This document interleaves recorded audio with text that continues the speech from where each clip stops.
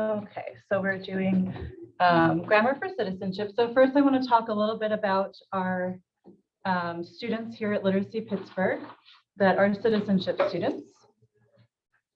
And can everyone at home hear me okay? Yes, I can. Okay, great, thank you. So I mapped where our students are from, and it's about 62 different countries. So really wanted to share this with you. It's a fun image to see where all the people that we serve are coming from. Is anyone here currently a citizenship tutor? Where's your student from? From the Congos. Okay, awesome. All right. Anyone at home, where are your students from?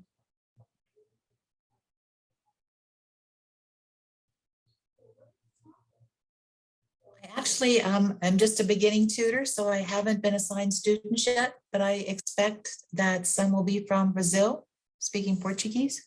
Okay, great. All right.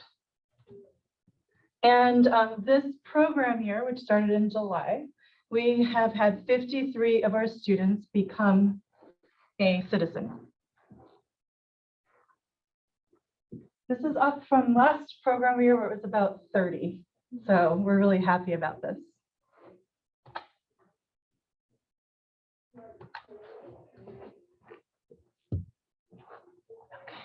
And here's some pictures of some of our lovely students.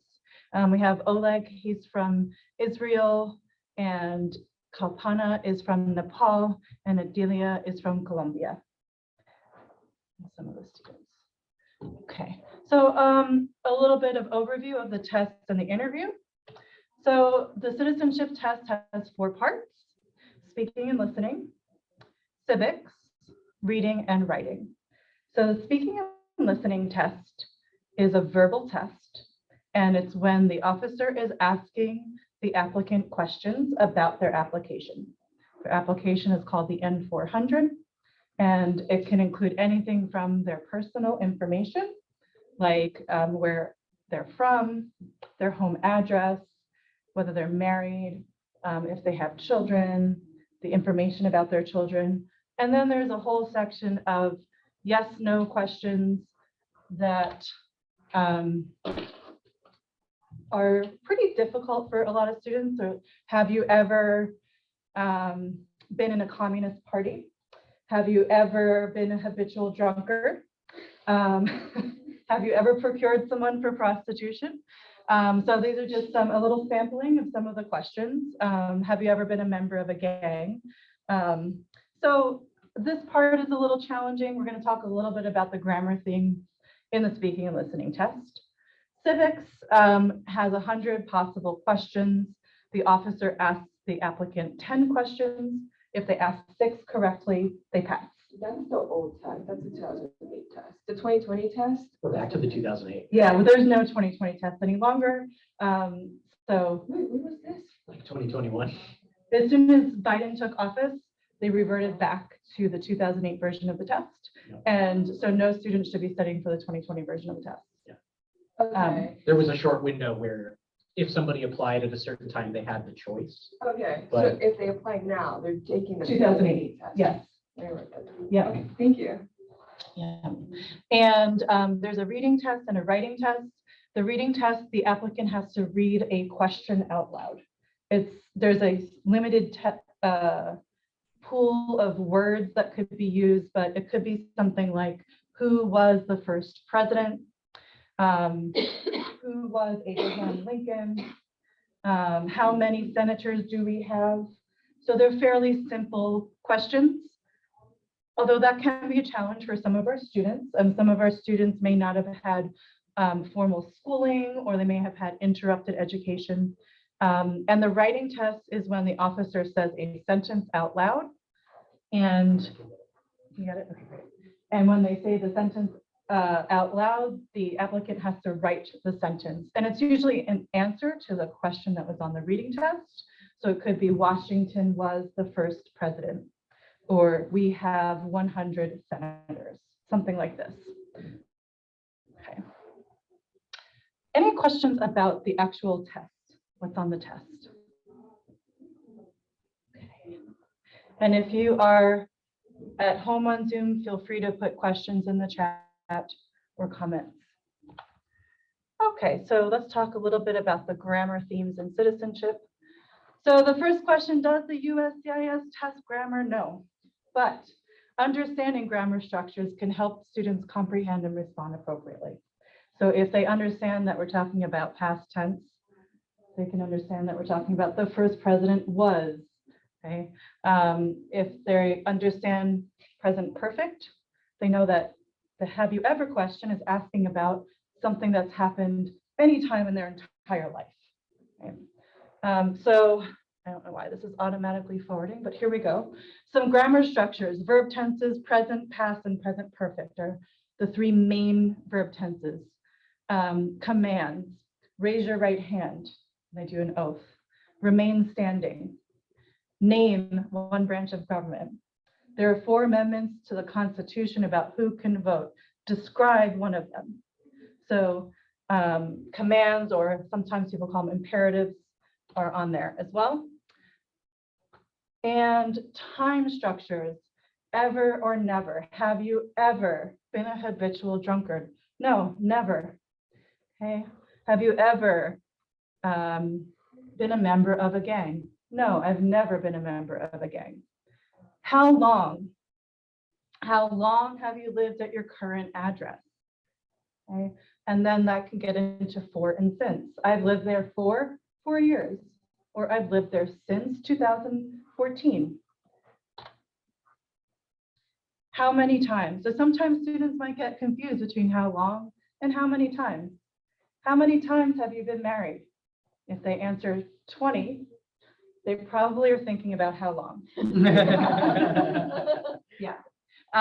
So how many times have you been married? How many times has your spouse been married? These are 2 questions that could be asked on the citizenship test. Current and previous are big themes. What is your current home address? Who is your current employer? Who is the current president?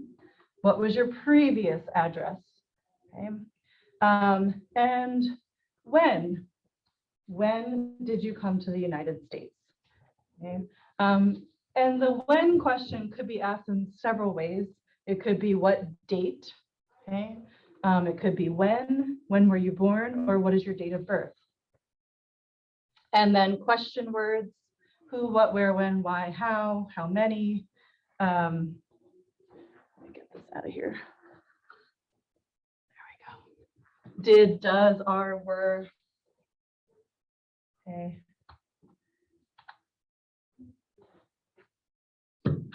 Really don't like this board right now. Here we go. Comparatives and superlatives. On the writing test or the reading test, you might have California is the largest state. There's a civics question: name one of the 2 longest rivers. So you could get into a whole mini lesson about comparatives and superlatives. What state has the most people? And I'm sorry, I said that wrong. Alaska is the largest state. California has the most people. And then ordinal numbers. So first, second, third. You can do children's birth order. What is your first child's name? What is your second child's name? What is your third child's name? A lot of students will say my big child, my little child, meaning my big child is my oldest child. So you can teach that. You can go into the order of presidents. Washington was the first president. Adams was the second president. Jefferson was the third president. And the order of states. Delaware was the first state is one of the potential sentences that you could have on the writing test. And then dates, travel dates, birth dates, appointment dates. All right, so let's look at a sample lesson on verb tenses. So again, simple past, simple present, and present perfect are 3 potential verb tenses that could be used. These are some verbs that are on the reading test, and they're either in simple present or simple past on the reading test. Who can vote? Why do people come to America? elects, who elects the president, want, why do people want to be a citizen? So there's simple sentences. So you can just kind of go over which ones are present, which ones are past. The verbs on the reading test are all in question form, so they're most likely going to be in present tense because they're going to have a past tense question form. When did, and that kind of thing. Okay, so if you want to teach regular past, there are some sample PowerPoints, and there's also lessons within your Voices of Freedom book, mini lessons. So to make many action words past, add ed.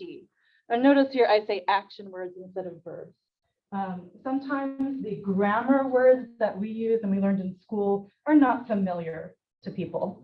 And so you can say verbs, and if your student is understanding what that means, that's fine. But if a student doesn't have a lot of schooling, you can frame it as an action word. So you don't necessarily need to use proper grammatical terms like verbs, nouns, adjectives. But you can if your student is highly educated and is comfortable with those. Okay, so you kind of introduce, this is how we form the verbs. If the verb already ends in an E, we're just adding a D. If the word ends in a Y, we change the Y to an I and then we add ED. So we're introducing how, the form of the past tense. Okay. Then we can get into practice. So we can ask the student, we elect the president every 4 years. In November 2020, we, and you want to elicit from the student, what's the past tense of elect? Elected, great. We elected Joe Biden. Okay. So first we introduce the concept, now we're doing some practice. I work at the Rivers Casino now. Last year I, yes, worked at UPMC. Right. So it's a really simple activities that usually work best in the grammar for citizenship, and using sentences that could be relatable to the student. So they're going to be asked about where they work right now, and they might be asked about their previous employment. So these are potentially things that they could need to say on the citizenship test. There is a relevant question. Sure. Chuck asks, can students be failed for answering with the wrong tense or not understanding the tense of the question? No. No. I think the only sense in which that might be true is if their lack of understanding causes them to like not understand the question. Like that, do you think that could throw them? So I guess it's, you know, if someone asks them, have you ever question, have you ever been in the military? And they say no because they think that means right now, but they really were in the military in the past in their country. In that sense, that could be a wrong answer. Yeah. So I guess it could, but it's a matter of understanding, not of yes. correctness. Yes. Okay. If they answer, yes, I am in military in my country, even though they're answering in present tense, they're giving a good answer. So they're not going to fail because they said, I am in military in my country. They would fail if they said, no, I was never in the military, even if they were. Okay. Does that help, Chuck? Yeah, that's exactly what I'm asking. Thanks. Perfect. Thanks. Okay, and then of course we always have our irregular verbs that we just have to memorize. And here's some common ones that are either in civics or on the reading test or on the writing test. And I do the same exact kind of thing. I pay taxes every year. Last year I paid my taxes. Okay. And so you can just see, I use the content from what they need to know to drive home the grammar forms. These presentations are also available for you in the Google Classroom. Okay, and then in your Voices of Freedom, if you are teaching citizenship, you might have this Voices of Freedom book. Okay. And then in every chapter, there is like a mini lesson, and you can see an example up here on the screen. But at the end of each chapter, there is also a unit summary. And in the unit summary, they have what grammar themes are in each chapter. So that can help you to kind of plan. I'm not really sure if you can see this, but there'll also be a slide at the end. But at the end of every chapter, it kind of shows you what the grammar theme is in each chapter. So if you're working on this particular chapter, okay, you want to work on there is and there are, and then you could refer to either what the activities are already in the book, or you could look at the Google Classroom that Literacy Pittsburgh offers and see if there's some additional activities for those particular structures. And we do have a there is and there are PowerPoint. Okay, and for present perfect, where this structure comes up most is in that N400, which is the citizenship application, part 12 questions. Have you ever, were you ever, did you ever? Okay, have you ever claimed to be a US citizen? Have you ever been a member of a gang? So one idea is to have students create a timeline from the day they were born until now. And they can put relevant things on their timeline, like marriage date, birth dates of children, date they came to the United States, date they worked at a particular place. And when you're asking them about have you ever, they can look at their timeline. And it can help with the concept of this is something that could have happened at least one time in your entire life. Okay. And you can start with easy questions. Have you ever visited New York City? Have you ever eaten pizza? Have you ever gone bowling? Have you ever ridden a bicycle? And you'd be surprised how many students say no to that question. Have you ever ice skated? So if it's something that's new for the students and they're not really grasping the concept of it, something that has happened at least one time in your whole life, you can start with these kind of easy questions. And yeah, go ahead. When the officer is asking these questions and it's, you know, yes or no question, are they gonna expect more like an elaboration of like, yes, and so tell me the time and then they'll elaborate? Sometimes, yes. So the officer, I mean, they can just answer yes and no.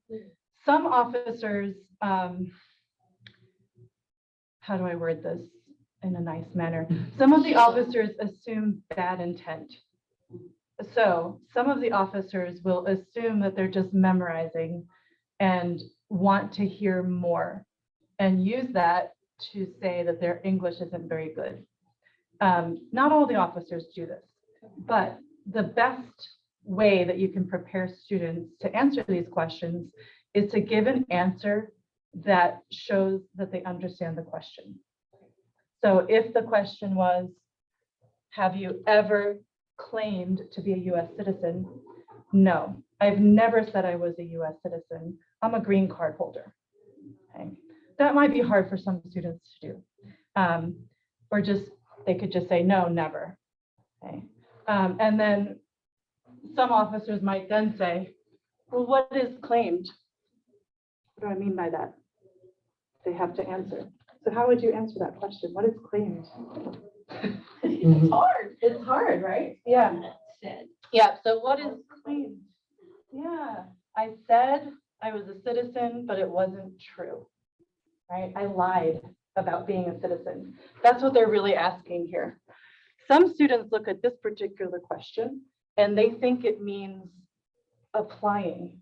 I'm claiming my citizenship. I'm eligible and I'm claiming it, but that's not what they're really meaning. Or have you ever been a member of a gang? No, I don't like crime. I don't like violence. Okay, that would be a good answer that shows they understand the concept of the question. Chuck asks in the chat, if this is all very hard for a student, should we recommend they also be in ELL? I feel like I can answer this as well. Yeah. Mhm. Yes, some students do not have time for both a citizenship and ELL class. However, if they can spare the time, absolutely, getting additional English practice if they're having a tough time with this is highly recommended.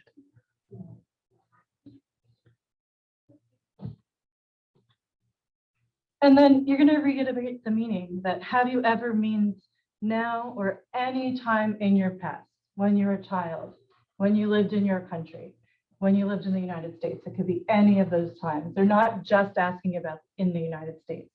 They want to know if you were ever in a gang in your country or here or any place in the whole world. Okay?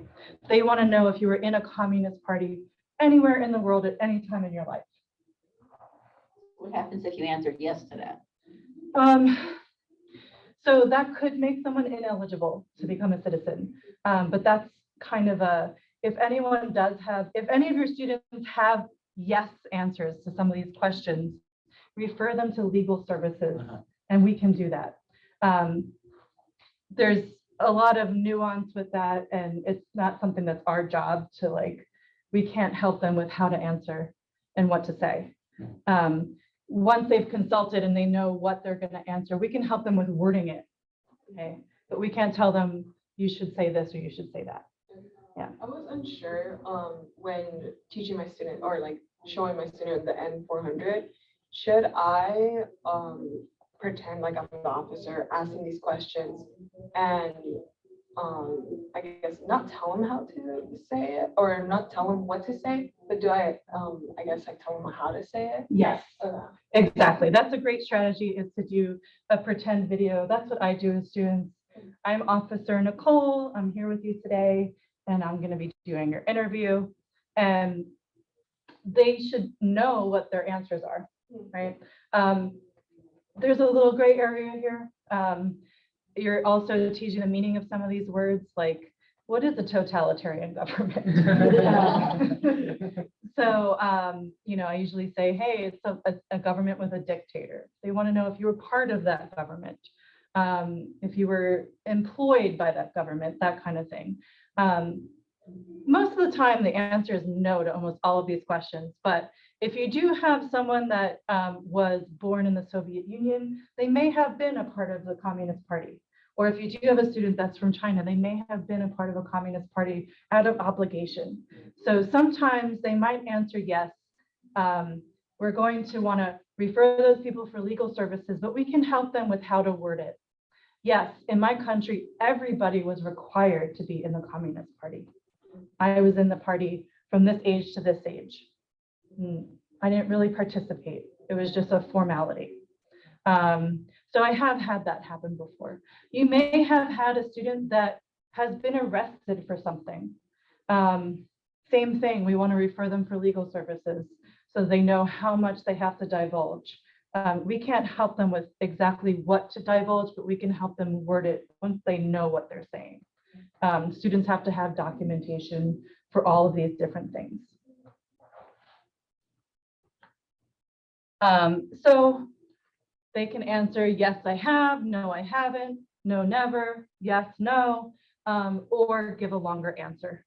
Have you ever registered to vote? I mean, this one doesn't necessarily show the meaning. It just says, no, I've never registered to vote. No, I can't vote. I'm not a citizen yet. That would be a great answer. That shows that they understand why they're asking the question, and it's also good English, right? There's a whole lot of have you ever questions. Have you ever voted in the United States? Have you ever been a habitual drunkard? Have you ever been arrested, cited, or detained by any police I officer? mean, I've been cited. Yeah, so you would have to answer that. Yes. I got I've a been- speeding ticket once. Yeah. And so I've actually had this happen where people that filled out the application on their own without the help of an attorney said no, because they didn't understand that cited meant a ticket. Okay. That's what drives me crazy about this test of English. These are words that aren't really normal everyday conversational English. Some native English speakers might not totally comprehend cited. Or even habitual drunkard is a really weird way of saying alcoholic. And Well, that way it's a moral failing instead of a disease. right. Were you ever a member of a military unit? This is the same idea. It's just using were you instead of have you. Were you ever involved in genocide, torture, or killing someone? I actually had an officer ask one of my students to define genocide. They're not really supposed to do that, but some of the officers do. So I just view it as our job to just help them to understand the concepts as much as possible. We do have a whole series of videos about all of these terms. So if the actual words and the meaning of the words are difficult, we do have a whole series of YouTube videos with pictures that go through all of these kind of terms by section. Chuck, Hi, are they ever gonna get at, if they are asylum seekers, does this interview cover, like, why are they seeking asylum? Is that part of this, or is that another process? so if they're seeking asylum, they're not yet eligible to become a citizen. So this is for the citizenship interview in particular. I don't know about asylum seeking. Okay, What I can say though is that anything they've ever answered to the immigration services, whether it was in the asylum seeking process, in the green card process, the officer knows everything they've ever said. And so when they're answering these questions, it's important to be truthful. They do FBI background searches on everybody. They have all their files that they've ever submitted. So they pretty much know the answer to all these questions. So this section has two purposes. It's to test their English and to test their moral character. And did you ever sell, give, or provide weapons to another person? Hey, you might want to go over, well, what's a weapon? Okay. Oh, like a gun or a knife? Yes. No, I've never owned a gun or a knife. I would never sell a gun or a knife. Did you ever receive any type of military or weapons training? Now this is a good example of one that might have a yes answer. Some countries, all citizens are required to participate in the military. So just because they answer yes to this question doesn't make them ineligible, but they do have to answer appropriately. Yes, in my country, we have mandatory military service. I served 2 years. And then I always hate these questions, but did you ever recruit, enlist, or conscript child soldiers? These are the ones that are not fun to really go over. Okay, question forms. WH questions, who, what, where, when, why, how. Practice these frequently. They sound really close. Okay? Who and how, even though they're spelled differently, they have a really close sound. The meaning can easily be confused. It's largely an interview, the test, so there are going to be a lot of questions. So questions, how to answer them appropriately are a really good thing to practice. You can organize mini lessons based on a particular WH question word to reiterate meaning. Let's talk about who. Who's talking about people? Who is the president now? Who lives in the White House? Who lives in your house? Yeah. So you can do a whole thing just about who, if your student is struggling with these WH questions. How long versus how many? We talked about this briefly, but how long have you been married versus how many times have you been married? I love it when people answer 20 for how long or how many times have you been married? I'm like, wow, you had 20 husbands and 20 wives. How long have you lived in your current address? How many trips have you taken in the last 5 years? Okay, so these are just some examples of how long and how many questions. And then we have yes and no questions. Same thing with the have you ever that we've been talking about. So have you ever been a habitual drunkard? No, I don't drink. No, I don't like to get drunk. Those answers show they understand the question.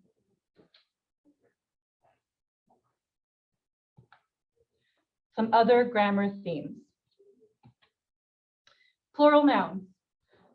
Regular plural forms S and ES, irregular plural nouns like children or people. I really like scoured it. These are the only two irregular plurals I could really find. And then current and previous. Sorry, if you're in here, you can't really see that. There we go. This concept is in both the civics test and the N400 interview. The civics questions typically use now, who's the president of the United States now, who's the vice president of the United States now. But you could switch that out for current so that they get used to hearing both words. So you could say, who's the current president? I'm sorry, this PowerPoint just keeps going forward and it won't let me stop it. Current and previous, we're talking about time, past, future, present. Another thing that you can do is, I'm going to stand in front of here. You can use your hands a bit. So now, I use like point like right now, current. Okay, past, I point behind me, past, future. So you can use your hands a bit. And then every time I'm asking about what was your previous address, so they get used to those motions. What's your current address? Who's the current president? Okay, who was the first president? So if you use your hands a bit, and they're used to these motions being now, before, future.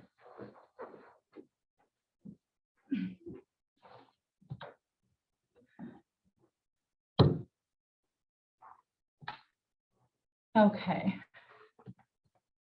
There we go. And for your students that like the grammar terms, current is an adjective. It means now or present. Okay. Some students, you know, they might have had English classes in their home country and they're familiar with these terms and they're comfortable with learning this way. So you can use these words. But for students that haven't had that experience, you don't have to worry about that it's an adjective. And my address now is 555 Main Street, blah, blah, blah, blah, blah. And my current address is same meaning, right? The current president is Joe Biden. My current legal name is Janice Ann Sample.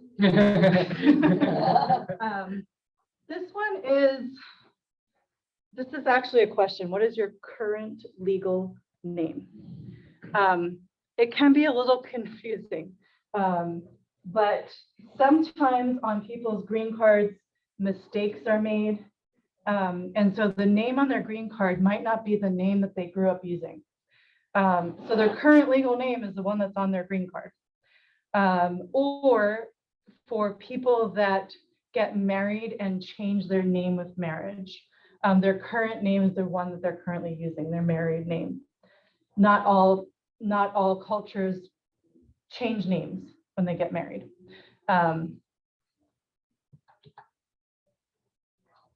Current is also in part 8.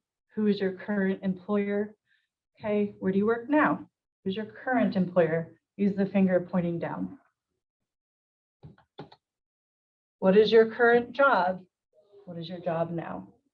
That's another one you can kind of go through. This is a little more into vocabulary, but employer, meaning the company where you work, versus job or job title. What is your current marital status? Okay, I'm married, or I'm divorced, or I'm widowed. Are you a current member of the U.S. Armed Forces? As opposed to, have you ever been a member of the U.S. Armed Forces? Okay, and let's talk about previous and prior. Previous means before, past, prior. So we want to kind of point out all the words that have a similar meaning. These slides are also all available on the Google Classroom, and there's a YouTube video on our YouTube channel for this concept, this grammatical concept. And same thing, my previous address where I lived before. Okay, prior is also in here. I believe all three terms are on the N400 form: previous, prior, before. The previous president was Donald Trump. The prior vice president was Mike Pence. So even though this isn't going to be a question on the civics test, it can help with the concept of previous and prior. They know that he's not the president now, it was before. My previous legal name was Janice Ann Smith. Okay, now her name is Sample, but before her name was Smith. All right, and who was your previous employer? Give information about your prior spouse. This one gets tricky, like there's information about your current spouse. If you were married more than one time, you have to give information about your prior spouse. If your spouse was married more than one time, you have to give information about your spouse's prior marriages. So if you do get into this situation, you just spend a little more time on this section. And if you've had more than one previous marriage, provide that information on additional paper. Okay, so some resources for you. The Voices of Freedom textbook. Each chapter has the grammar exercises within the context of that lesson. And like I showed you before, the unit summary, which is the very last page usually of the chapter, shows the grammar themes that were in each chapter. And there's also some simple exercises within the chapter. And that's a sample of what that unit summary might look like. And our Google Classroom, there are many grammar lessons embedded in the Civics slides. We're adding grammar quizzes, and there are particular grammar lessons. So in the Citizenship Google Classroom, if you're on that classwork tab, the topics are all on the left. And one of those, there's a lot of topics, there's a lot of lessons. One of those topics is grammar, which you can see here. I guess you can't see what I'm doing if you're on there. So this is the grammar topic. And then you can see there's a video about civics similar questions.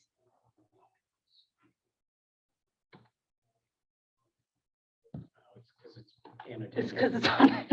I'm sorry, people at home, we're having problems here. Hey. There we go. Okay. So this is going to drive me crazy. There we go. Grammar topics. There's a video about similar questions. There's a PowerPoint about ordinal numbers. And there's more that I just couldn't really take a picture of all of it together. And I'll be adding anything that we have about grammar to this section of the Google Classroom. Okay, clear this annotation. Clear.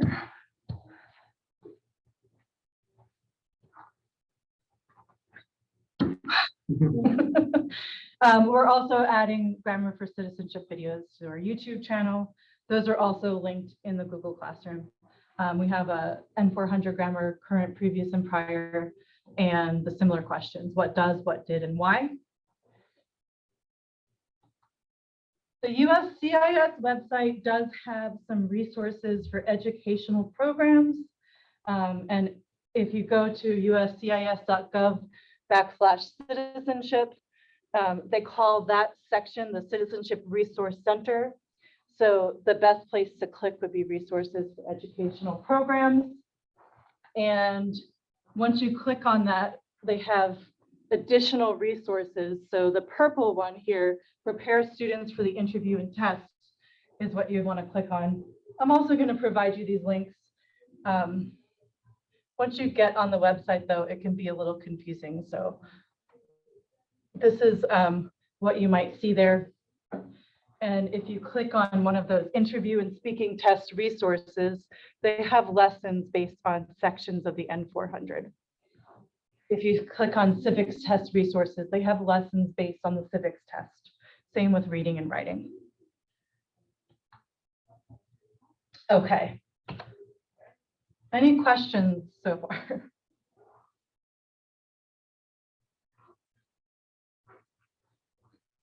Let me share.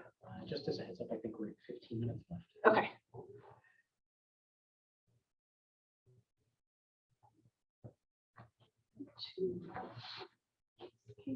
This, I think.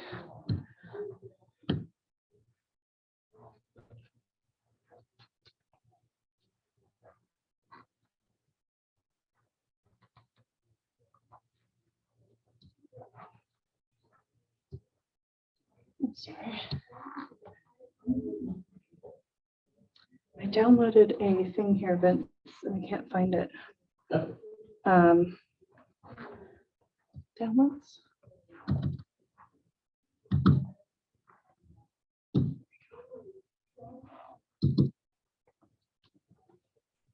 Yeah, just a Chrome. Oh, okay.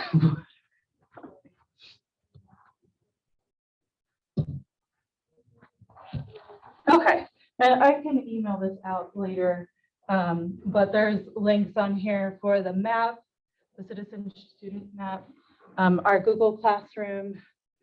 If you're not on the Google Classroom and would like to be, we can provide instructions for how to access that. We have 3 different playlists on Literacy Pittsburgh YouTube channel, one for civics, one for N400, and one for reading and writing. Here's a link to that USCIS Citizenship Resource Center. And finally, there's a link to the specific section that has the resources for students. This is the mini lessons. Okay.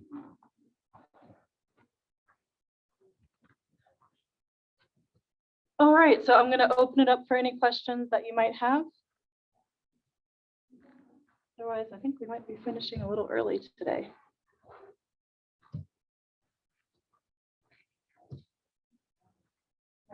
There we go.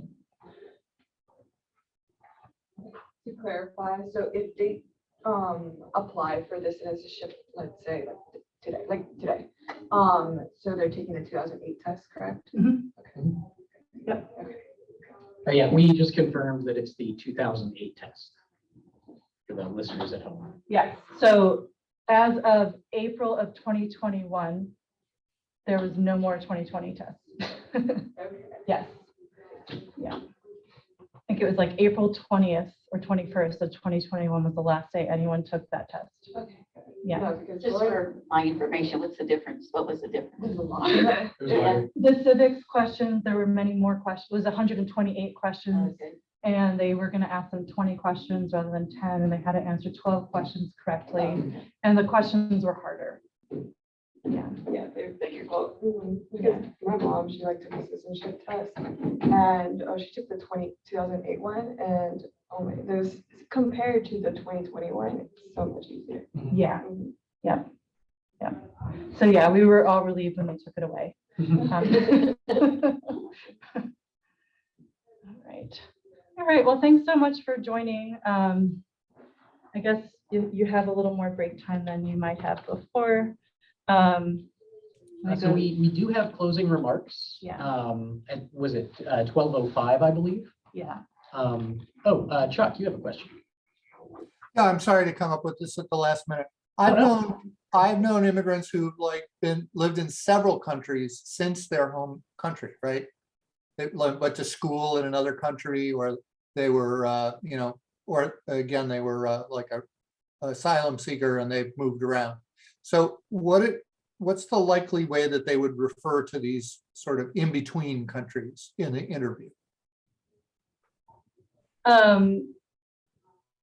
I don't know that they would necessarily need to refer to those countries. When they're asking about addresses, they want to know their addresses in the United States in the last 5 years.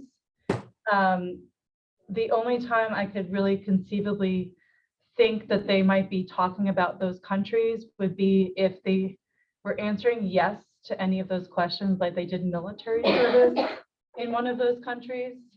Then they could just talk about that. I lived in this country and I did mandatory military service while I was there. Okay. Thank you. There's one other question in the chat. Do we anticipate more students needing citizenship classes? Yeah. Hard yes. And the classes, I mean, there's always people becoming eligible every day. So as people become eligible, many times they want to complete this process. After having a green card for 7 years, you're no longer eligible for certain benefits like Social Security. So it does become a high priority for people. And for someone who just got their green card, how long do they have to wait until they can apply as a citizenship? They have to have legal permanent resident status for 5 years. 5 years. Yeah, unless there's certain things like if they're married to a US citizen and living continuously with that citizen for 3 years, it can be after 3 years.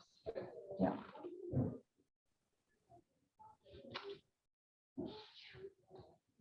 Takes a long time to become a citizen. It does. Maybe somehow the first time you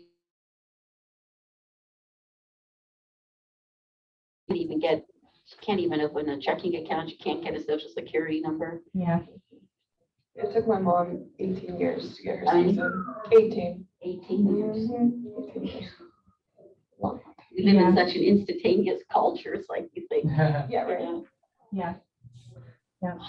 And for some students, depending on their English level, it can be helpful for them to start taking these classes right away and just keep repeating them. But for other students who are more advanced in English, they can kind of just do it as like a test prep thing. Sure. I mean, that's the board member who's talking. I'm sure somebody's gonna. Oh, okay. I'm very confused about what's happening with the Zoom. Oh, that admit is coming up for the entire The other Zoom meeting. Okay. Yeah, the main room. Yeah. Okay. So yeah, so that's all I really have for today. And there's, do you know what time the